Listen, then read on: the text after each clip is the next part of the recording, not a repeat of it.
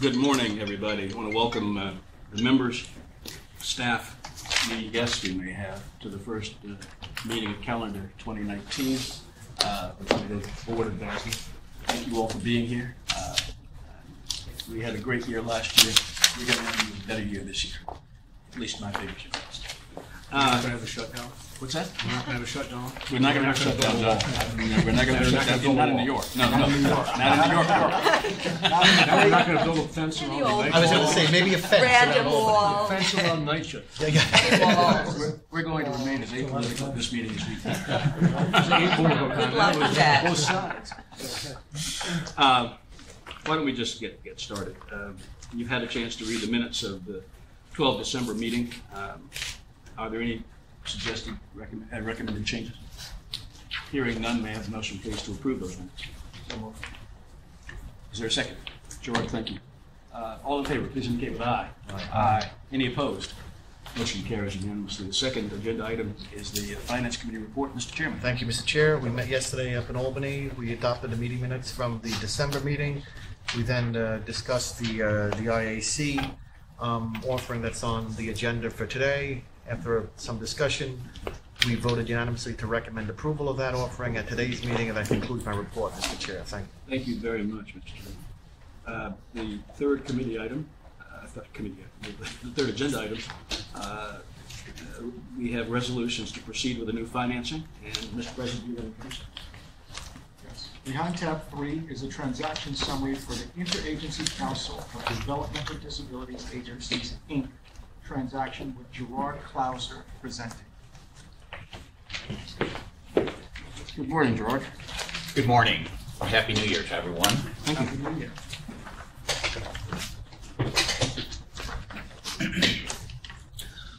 Chairman, members of the board, senior staff and guests, the staff report provided to the members is seeking authorization for a resolution to proceed for the Interagency Council of Developmental Disabilities.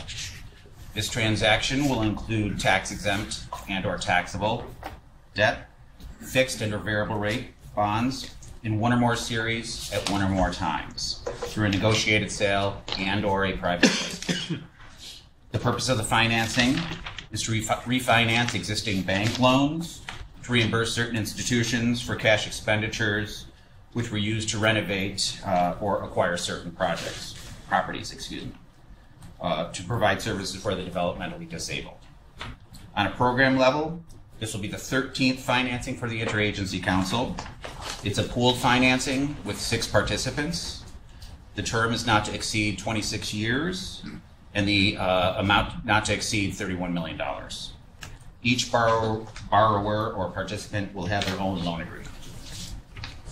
The security features include a pledge of all public funds attributable to each finance project, a standby intercept of these public funds attributable to each finance project, a debt service reserve fund for 6 months of debt service, and mortgages on real property acceptable to DASNY where available.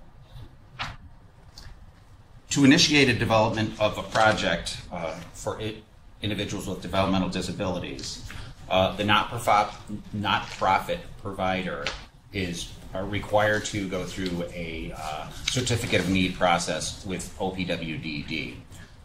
For a little bit of clarification, OPWDD stands for the Office of People with Developmental Disabilities. And OPWDD will determine the compliance and need of that project. Ultimately, the projects are supported through contract and reimbursement arrangements with OPWDD. The state commits to support development and operation of the project as long as completed and in conformance with the PPA. And the project funding is subject to state appropriation. This transaction transaction has 48 projects, and we currently have PPAs for all of those projects.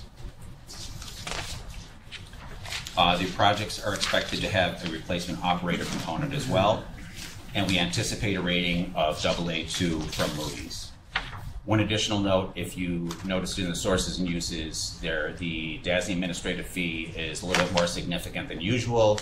that the reason for that is we have 6 participants in here, and there's a formula where there's $150,000 for the first 3 participants, and then $30,000 for each additional participant. Mr. Chairman? Gerard, thank you. Are there questions for Gerard? Yes. This is a more general question. It's raised by this particular transaction, but it's a question that I could ask about a number of transactions. The question is this. When we get a standby intercept of public funds, does the funding agency have to consent to that intercept? Do we get their consent to that intercept? They're party to the standby intercept documentation, so they know when we start the process that's a part of the financing and that's a possibility that will occur. They're being copied on it, or They're well aware of it. There's actually an agreement, isn't there? Yeah. I believe there's an Yeah. actual agreement which they endorse. that was what I was wondering about, because I've seen funding agreements from, state agencies that in their boilerplate say that the recipient of these funds cannot assign any of its rights under the funding agreement.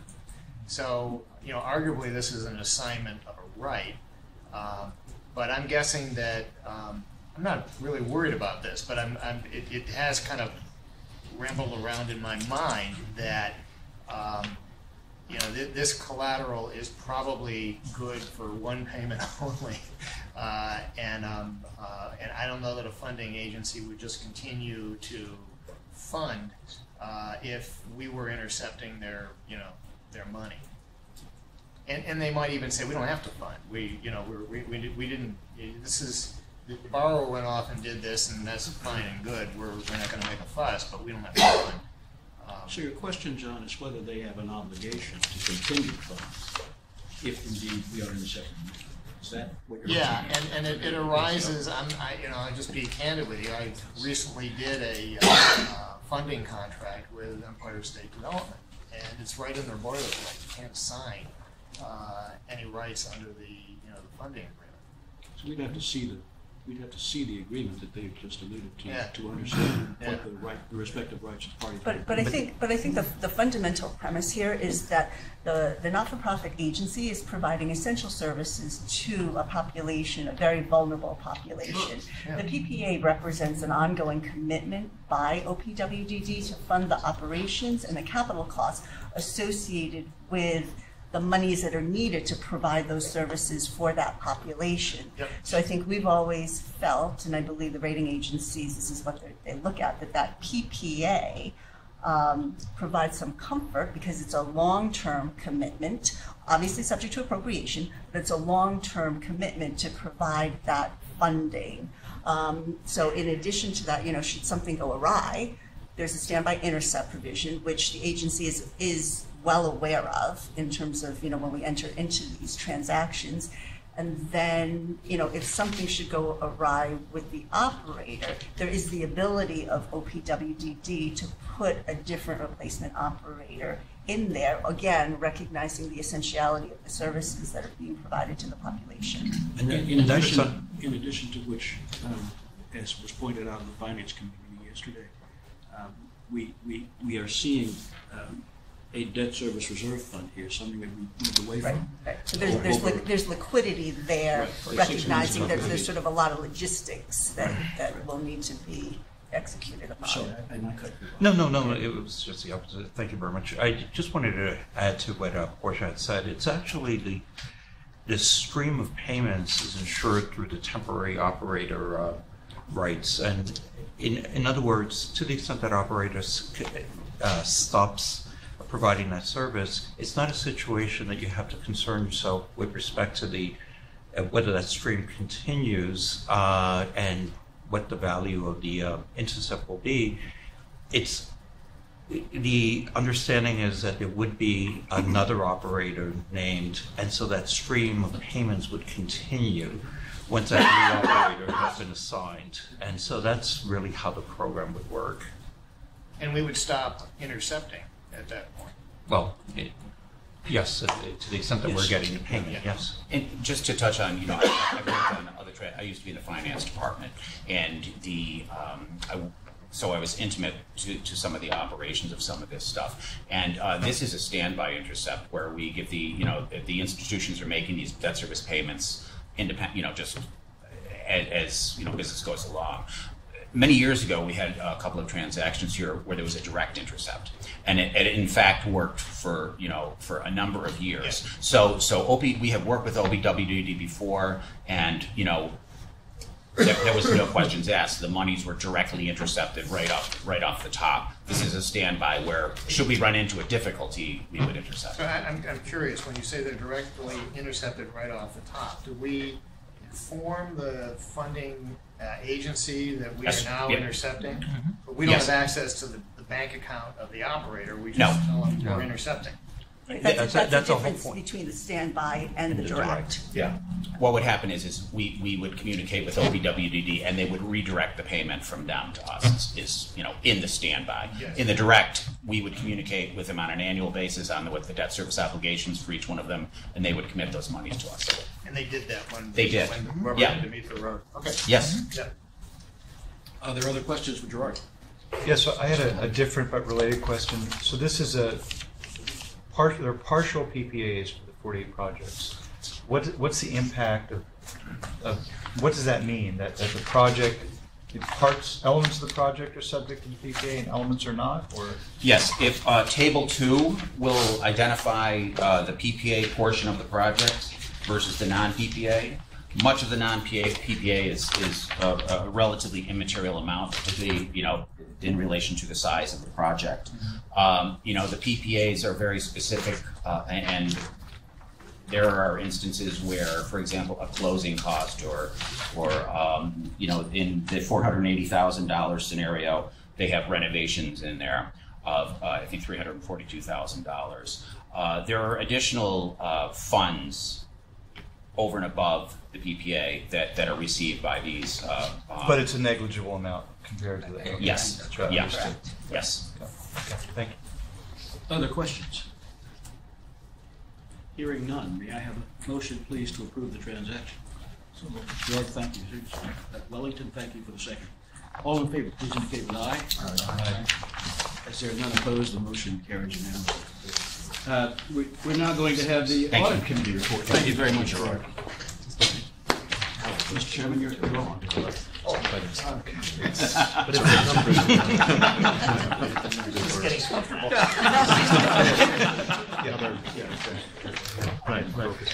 The audit committee met yesterday. We reviewed the status of the audit plan, which is something we do every year.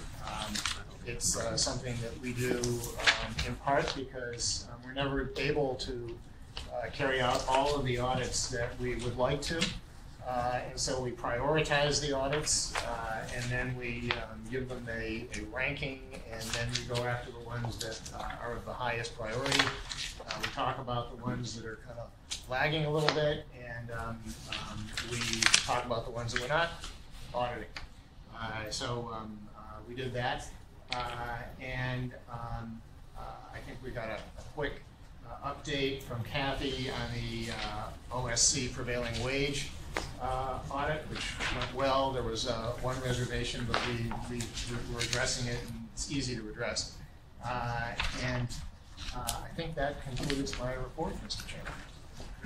Thank you very much, John. Questions for John? All right. Hearing none, we're going to move to management reports. Mr. President. Thank you very much.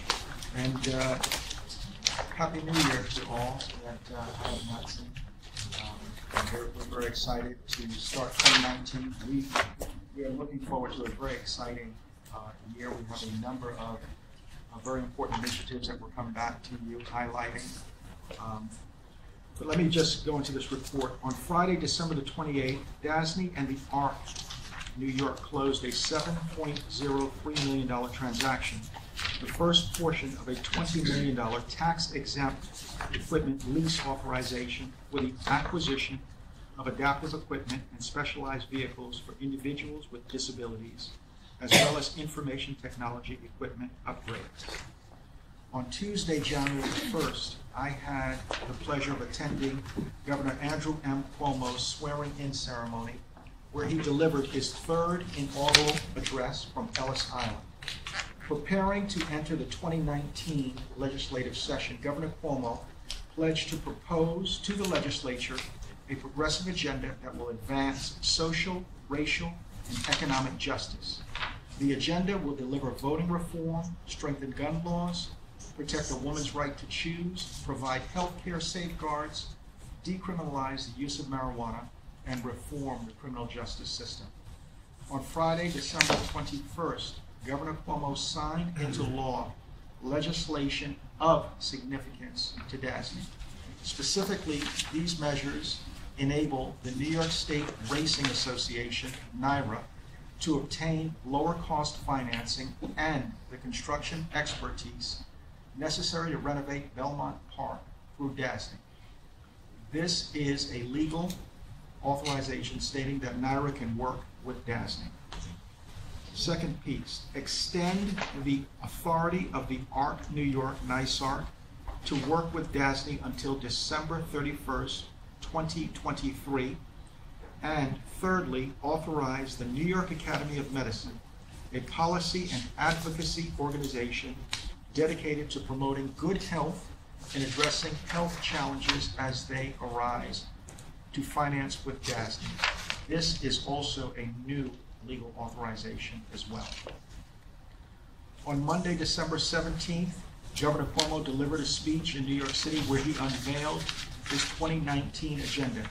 The governor's 2019 justice agenda includes launching a $150 billion infrastructure plan, introducing a Green New Deal to make the state's electricity 100% carbon neutral by 2040, leading the fight to repeal the cap on state and local taxes, SALT, while continuing tax cuts for middle-class families, protecting public sector unions and expanding workers' rights in the private sector, and investing more in affordable housing and reforming rent regulations, including ending vacancy decontrol, repealing preferential rent, and limiting capital improvement charges.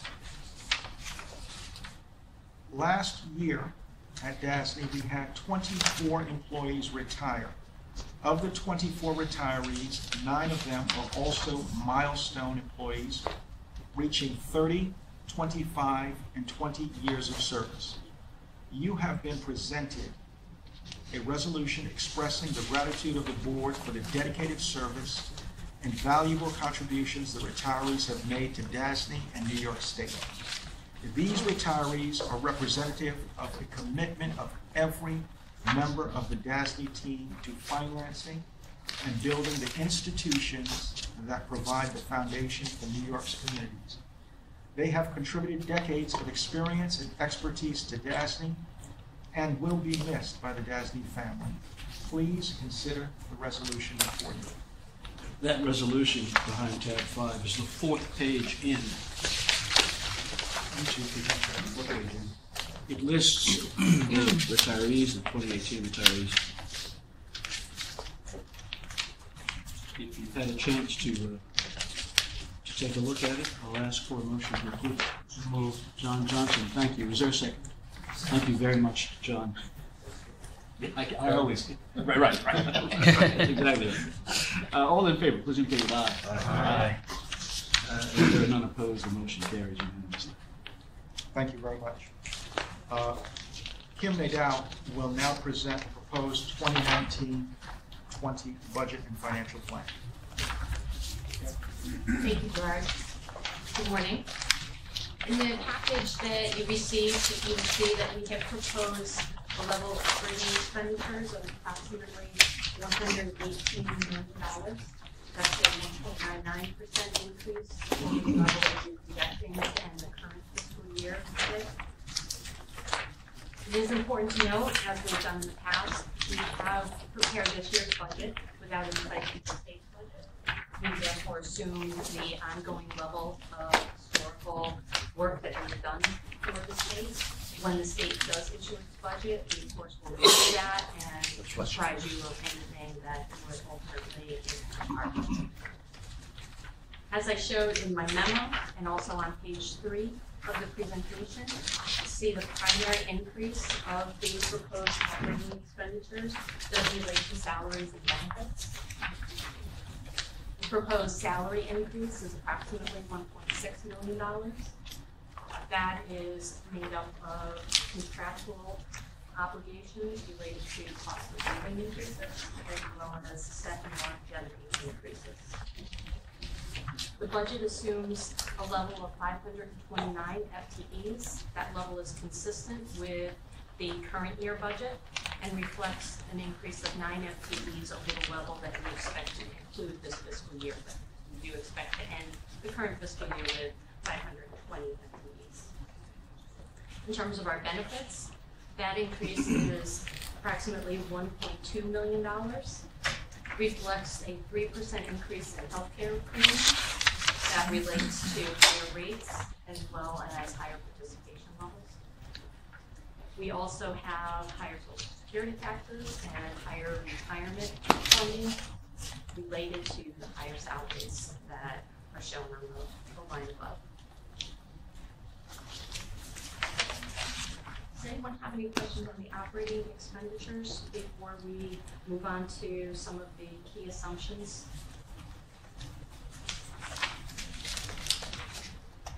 As I just noted, and also as you see in the more detailed assumptions within the package beginning on page 6, we do have the FTE level, again, consistent with the current year as we bring ourselves up to the level that we had budgeted in the current fiscal year, planning for 529 FTEs. Some of the key assumptions for our 2 major lines of business. The financing fees reflect 3 additional higher ed financings during the upcoming year. And on the construction side, we are seeing a decrease in the value of the overall projects, but we're able to do more projects for the same dollar, so we are working through trying to have a higher level of efficiency and able to get more projects done within the same level of dollars. Also important to note is that we are funding 3 additional field sites, one of which is the new site in Rochester that we approved the lease in the last board meeting. When you look at these assumptions and go back to pages 4 and 5 of the presentation, you do see that we have a budget for a slight deficit under $500,000 for the next fiscal year. And as I noted in the memo, that the change from the current year projection is really related to a further shift in where we are spending our time supporting our private versus our public clients. So in the upcoming year's budget, based on the feedback we received from the various departments, there's about a 1% shift from our public over to the private clients. With that shift, certain of our infrastructure costs move to our private clients, which are supported by the fixed fees, and the adjustment that we make associated with our post-retirement benefits, other than pension, which is primarily continuation of healthcare benefits. That again is about a $150 million liability for us, and so a 1% shift moves approximately $1.5 million in our operating expenditures. So those are really the key drivers. A small shift in our workload has give or take $1 million or more in bottom line impact to us. Does anyone have any questions on the budget? We won't be taking any votes on the budget in this meeting. We will bring the budget back for reconciliation in March, noting any changes and consider a resolution at that time. Mike, we also can have, if board members have questions that arise between now and the February meeting, might we have a brief discussion at the February meeting package? Absolutely. Okay. Thank you. So are there questions for Kim? Please don't hesitate to, as you review the budget more thoroughly, don't hesitate to raise those questions with her by phone, or if you're in Albany, give her a call, let her know that you'd like to sit with her. And failing all of that, we will meet in February.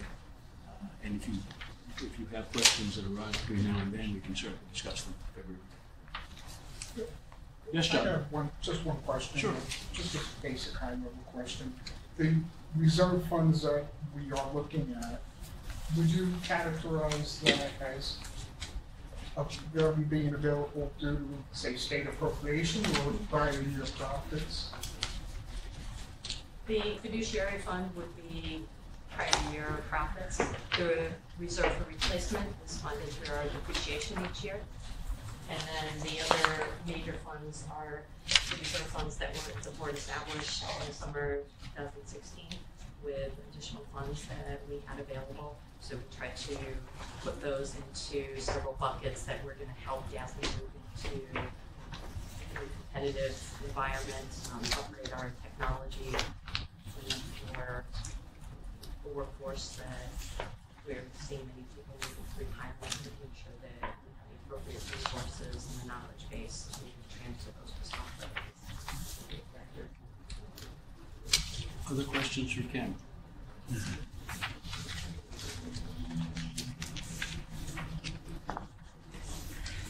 Hearing none, we will move to the report of the Office of Public Finance and Portfolio Management. Thank you, Mr. Chairman. Behind tab 6 are the standard public finance reports. Included in my written report is information on pricing results from the last PIP transaction in December, although I think we talked about that at the December meeting because we had just been in the market. Just a very, very brief market update. Total new issue supply for 2018 was 339.6 billion, down about 24% from total supply the previous year, 2017. Total supply for this week was fairly high at about $8.5 billion. You know, we had talked last month about the volatility in the market, continues to be volatility in the market. I would just note that municipal bond funds reported outflows for the week ending January 2nd, but that was after reporting inflows for the week prior to that. 1, 10, and 30-year MMD have decreased since the last board meeting, 7, 17, and 11 basis points respectively. The only other thing that I would update the board on is we had talked in December about the client outreach work that we were doing as a part of the One DASNY initiative. We continue to do that. We actually went and visited Iona College yesterday. Iona had last issued with us in 2012. And, you know, we talked to them about the changes to our financing process, including, you know, the changes to the financing guidelines, you know, some of the process improvements and efficiencies.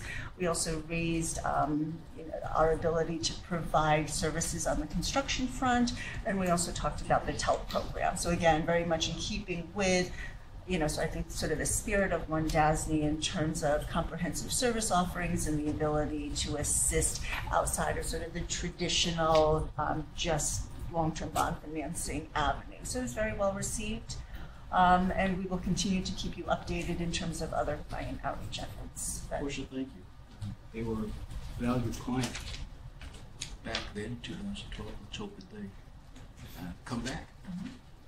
And also, I just wanted to commend Portia and the whole public finance people on navigating such volatile marketplace with significant bond offerings, especially at the end of last year.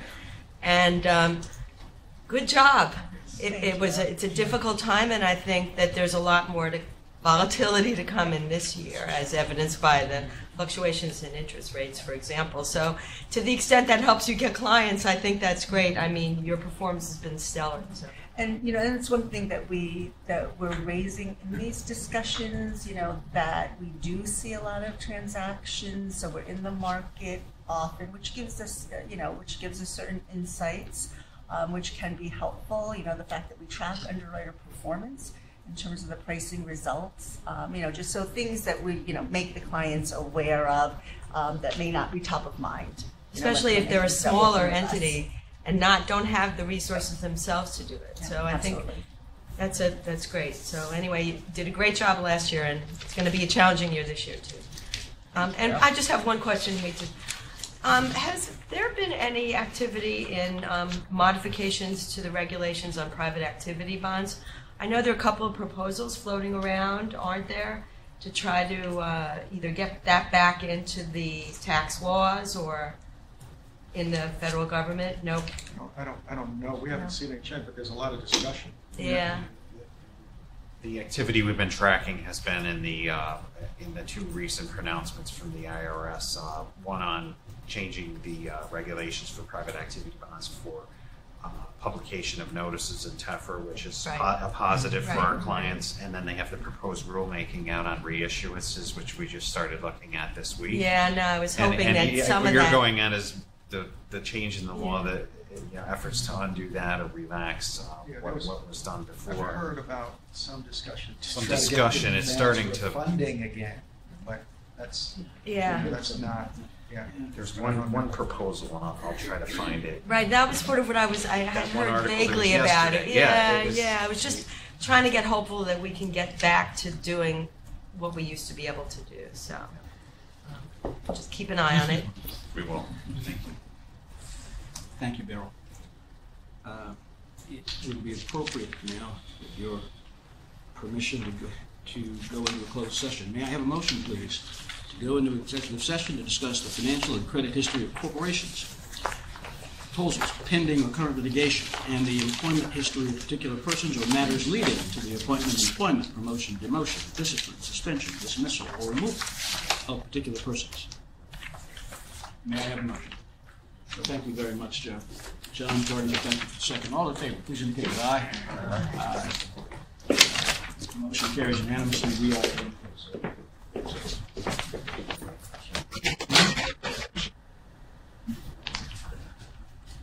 Thank you. Steve is in here.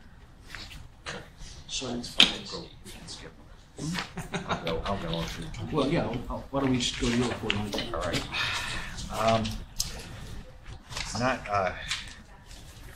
Not coincidental, it is the first of the year. We have some attorney changes to address on our procured panels. And as background, the procurement that we conducted a few years ago had features in it that were designed to address a problem that Jeff Pohl and Debbie and Marl were experiencing when an attorney moved from one firm to another. How were we able to transfer our cases without conducting a new RFP? So after research, we included features in that particular legal services RFP that would allow us to, within a certain range of comfort, address these types of changes where there's a lateral or a partner in one firm leaves to join another firm, and that's becoming a lot more common now. So we're happy that we have those features, and I have 3 of those changes that we'd like to have effective for the beginning of this year of counsel who made a move from one firm to another. The first is an attorney by the name of David Forsch, who's left the Pillsbury law firm and joined Thompson Hine. Pillsbury has been serving on our bankruptcy, restructuring, and workout counsel panel since 2016, and Mr. Forsch has expertise in an area of bankruptcy, restructuring, and workouts that's specifically related to the healthcare industry. We have found his services to be meaningful and valuable, and we'd like to continue the relationship with Mr. Forsch.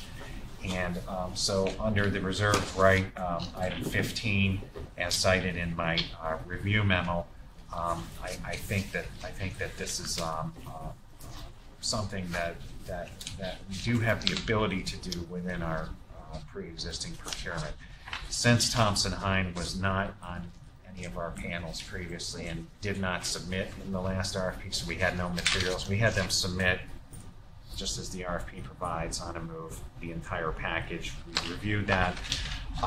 We're satisfied with their qualifications. If this is approved today, they'd be required to sign the same engagement letter that everyone else signs, and they would be subject to conflict review, of course. And this, one last point, would have no impact on Pillsbury, which would remain on the panels that they're on, so they continue to have the right to receive assignments through other attorneys we may use and do use there. Terrific. That resolution is second page, tab 8. It's a very simple resolution. You've had a chance to read it. May I have a motion to approve it, please? Thank you, Gerard. Is there a second? Carol, thank you. All in favor, please indicate with aye. Aye. Aye. Motion carries unanimously. Mike? The next attorney change is involves an individual by the name of Matthew Nuringer, who's been working with Paul Koopman and Fran Lewis of my office and several other folks in the construction division, as well as with Portia and some people in the public finance department on various projects that are close to, but not directly in the one DASNY bucket. And Matthew was previously with the law firm of Ashurst, and he was on the alternative delivery panel since 2016. And I footnoted that in the memo. That is the panel that Paul Koopman's procurement group went out and procured legal counsel for several years ago, independent of our RFP. But when we brought the legal services RFP before the board, we incorporated that panel into the board's approval. So it's part of the approval that we issued for the most recent legal services RFP. It just happens to have two different procurement contract numbers. But Matthew Nuringer has joined the firm of Orrick Harrington. We are proposing to add them to the alternative delivery panel because that's what the panel is called. We're proposing to add them to the special legal services panel because that's the closest thing that encompasses alternative delivery, which is the old wording from the prior RFP. Again, same conditions apply. They would have to enter into the same engagement letter. Orrick has submitted and is on our panel currently, so we were able to address this through an update to the prior submission. And no impact on Ashurst getting other assignments from us pursuant to the prior RFP. Thank you, Mike. That resolution is the fourth page of tab 8. It's also a very simple one. May I have a motion, please, to approve it? So, thank you, Wellington. Is there a second? Thank you, Paul. All in favor, please indicate with aye. Aye. Motion carries unanimously. Mike, you have one more?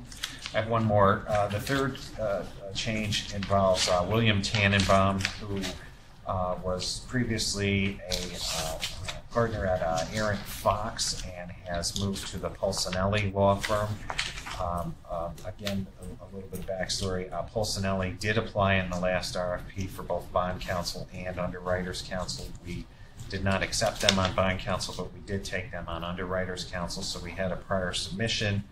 We've reviewed an update to that submission and would recommend Mr. Tannenbaum's change be approved at this time.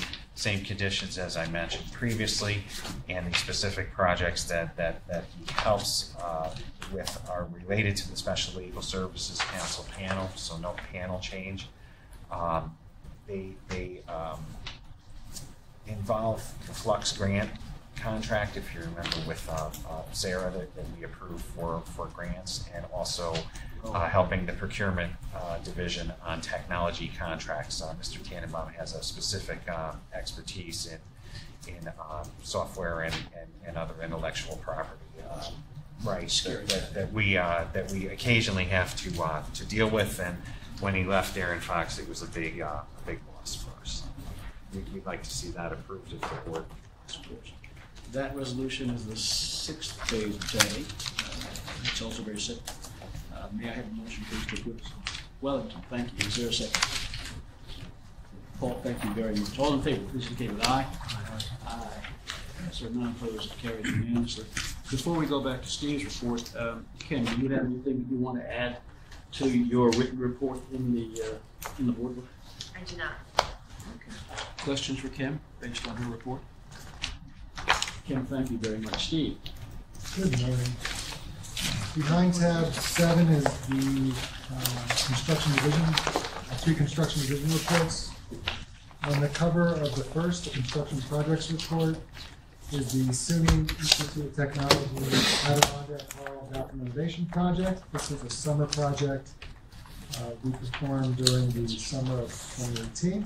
The project scope included a complete gut reno for 32 bathrooms, consisting of the removal of all bathroom fixtures, finishes, drywall, and flooring, and replacing with new fixtures, lighting, ceramic tile floors and walls, and new solid surface sinks, as well as new finishes. The project budget was $1.2 million. Our design consultant was Mock Architecture.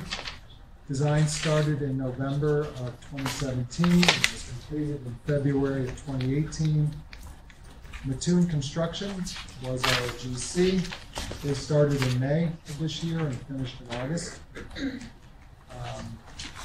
From a challenges standpoint, 32 bathrooms and a compressed summer schedule, as well as just very confined work areas with multiple trades trying to perform their work in a very small area. That required a lot of coordination and scheduling of the subcontractors. 2019 summer projects are now, just jumping to this coming summer, the 2019 summer projects are now either bid and awarded or bidding currently. We'll be managing 35 projects with a construction value of approximately $40 million. Those projects will start in May this year. On page 3 of the report are 3 new construction projects. The Bronx Community College Gould Memorial Library roof replacement, $16 million. City College Wingate Hall interior renovation project, valued at $5 million. And New York City Tech, an elevator modernization project, valued at approximately $6 million. Also pointing out that the Court Officers Training Academy project, Hutchins PC renovation project, and Bronx PC Ginsburg projects were all completed in the reporting period. Behind page 9, construction expenditures. Prior year date through November, we were at $588 million. This year we're at $481 million.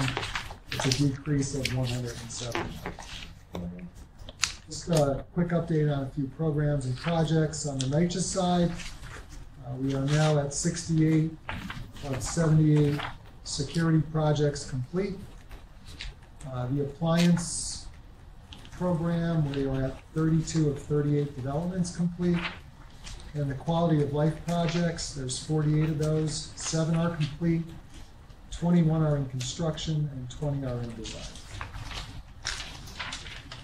Moynihan Station, the project continues in the construction phase with heavy structural, mechanical, and electrical trades engaged.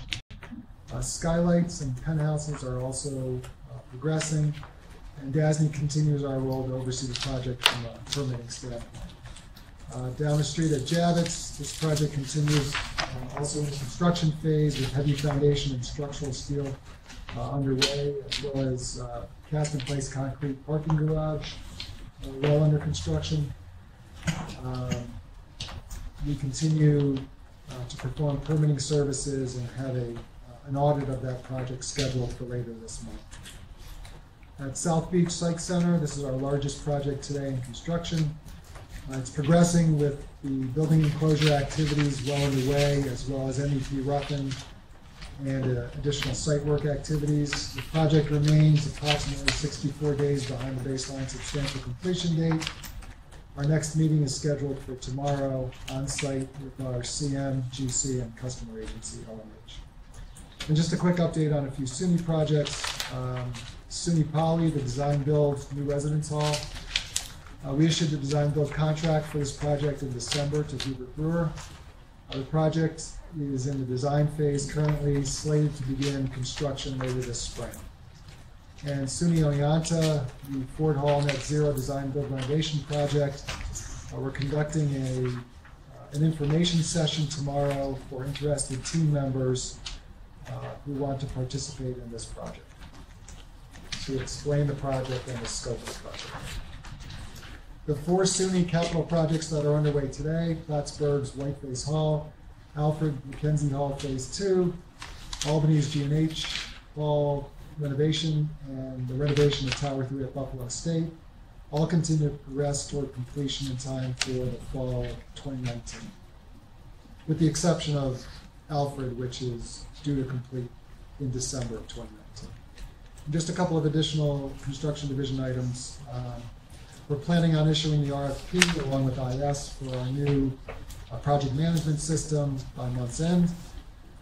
We extended our end date for our New York City PLAs, which were set to expire December of 2018. We extended those to September of 2019. We added a chief project manager to our upstate construction organization to manage the $750 million DOH Life Sciences Lab project. And we have a couple of speaking events coming up. One is for the SUNY PPAA Winter Conference in early February. That concludes my report. Steve, thank you. It's very comprehensive. Covered a lot of ground in a short time. Are there questions for Steve? All right, Steve, thank you. Is there any other business to come before the board? Then I'll offer one piece of information. The DASNY blood drive yesterday was conducted here in this room. This is the blood drive that the organization named for Sanders Chapel.